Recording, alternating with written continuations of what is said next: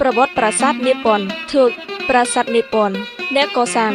ព្រះបាទជ័យវរ្ម័នទី7ការបរិច្ឆេទកសាង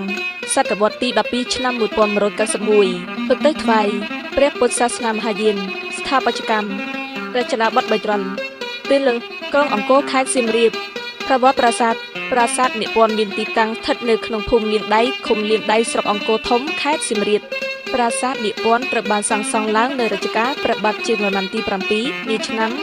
1191ដើម្បីឧទ្ទិសថ្វាយព្រះពុទ្ធសាសនាមហាយានប្រាសាទនេះត្រូវគេបានសាងសង់នៅលើកោះទំហំ350ម៉ែត្រ4ជ្រុងដែលមានស្រះសន្សំទឹកបរិសុទ្ធ4ដោយរៀបចំឲ្យមានជាសញ្ញាលេខបូកជានិមិត្តរូបនៃសញ្ញាមន្ទីរពេទ្យមានរូបចម្លាក់ទាំង4ទិសសម្រាប់ជាតំណាងឲ្យធាតុទាំង4គឺធាតុដីតំណាងដោយរូបចម្លាក់ក្បាលមនុស្សស្ថិតនៅទិសខាងកើតធាតុភ្លើងតំណាងដោយរូបចម្លាក់ក្បាលតោស្ថិតនៅទិសខាងត្បូងធាតុខ្យល់តំណាងដោយរូបចម្លាក់ក្បាលសេះស្ថិតនៅទិសខាងលិចធាតុទឹកតំណាងដោយរូបចម្លាក់ក្បាលដំរីស្ថិតនៅទិសខាងជើងរូបកាយនៃសត្វលោកផ្សំឡើងដោយធាតុ4គឺធាតុដីធាតុភ្លើងធាតុខ្យល់ធាតុទឹកហើយសត្វលោកដែលមានជំងឺតែងបាត់បង់នៅធាតុណានីមួយនៃធាតុទាំង4នៅពេលគេពិនិត្យឃើញថាអ្នកជំងឺខ្វះធាតុណាមួយនៃធាតុទាំង4គេតម្រូវឲ្យអ្នកជំងឺនោះទៅទទួលការព្យាបាលជំងឺស្របតាមធាតុនៃធាតុទាំង4គេពិនិត្យឃើញមានចម្លាក់សេះថ្មមួយក្បាលដែលមានមនុស្សជាច្រើនអោបព័ទ្ធមានរឿងនិទានមួយថាមានវរមនុស្សប្រុសមួយក្រុមបានជិះសំពើឆ្លងមហាសាគរហើយបានជួបនឹងយក្ខិនីកំណើតមួយវាបានបង្កព្យុះភ្លៀងធ្វើឲ្យសំពើលិចលង់